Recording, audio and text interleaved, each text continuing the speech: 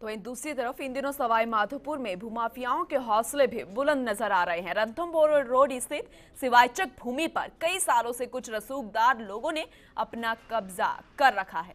दरअसल रणथंभौर रोड के पास 100 मीटर तक का क्षेत्र टाउन प्लान के तहत ग्रीन बेल्ट में आता है और दूसरा सिवायचक जमीन है। लेकिन प्रशासनिक अधिकारियों की मेहरबानी के चलते पिछले कई सालों से कुछ दबंग और रसूखदार लोगों ने इस जमीन पर कब्जा कर रखा है और ये लोग यहाँ व्यवसायिक गतिविधियां चला रहे हैं। देखिए, वहाँ रणथंभौर का बहुत बड़ा मुद्दा पहले भी उठा है और ज़्यादातर ज़मीन एससी की है। एससी की ज़मीन को भूमाफियाओं ने, जबकि कानून बना हुआ कि एससी की ज़मीन को कोई खरीद नहीं सकता, लेकिन देख लीजिए सारी एससी की ज़मीन पर होटल बनी हुई है। और सबसे बड़ी बात है कि इको सेंसिटिव जोन यहाँ आ चुका, सुप्रीम कोर्ट की गाइडलाइन आ चुकी है कि भाई 1000 मीटर से दूर होंगे।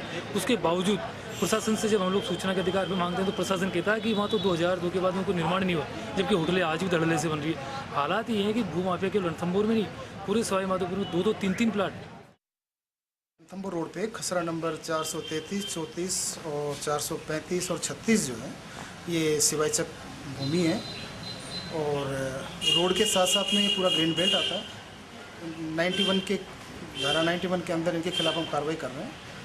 लगातार पिछले कई सालों से इनके खिलाफ कार्रवाई की जाती रही है। वर्तमान में इसको UIT सवाई माधोपुर के नाम ये भूमि पूरी अलॉट की जा चुकी है।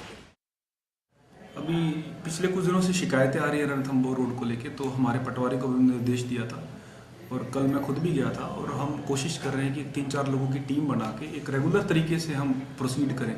हम किसी का नुकसान करेंगे, किसी को हटाएंगे तो हम चाहते हैं रेगुलर तरीके से हो।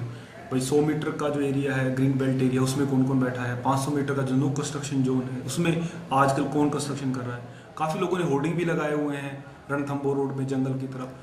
तो हम कोशिश कर रहे हैं कि अगले 3-4 दिन में एक पूरा जब पैमाइश करके और फिर एक रेगुलर कार्रवाई सबके अगेंस्ट करें। तो मुझे उम्मीद है कि अगले 8-10 दिन में कुछ ना कुछ इसमें देखने को मिलेगा। हमने 500 मीटर के दायरे में किसी भी निर्माण कार्य की या कोई भी लैंड यूज चेंज की, भू रूपांतरण की कोई NOC नहीं दी है। जो भी इस तरह के केस होते हैं वो हमारे पास आते हैं जिला कलेक्टर कार्यालय से NOC के लिए। तो हमारे कार्यालय ने किसी भी ऐसे प्रकरण में कोई NOC नहीं दे रखी है। यदि कोई निर्माण हो रहा है तो अवैध है और इस तरह का कोई निर्माण अगर सामने आया तो उसके विरुद्ध हम कार्रवाई करेंगे।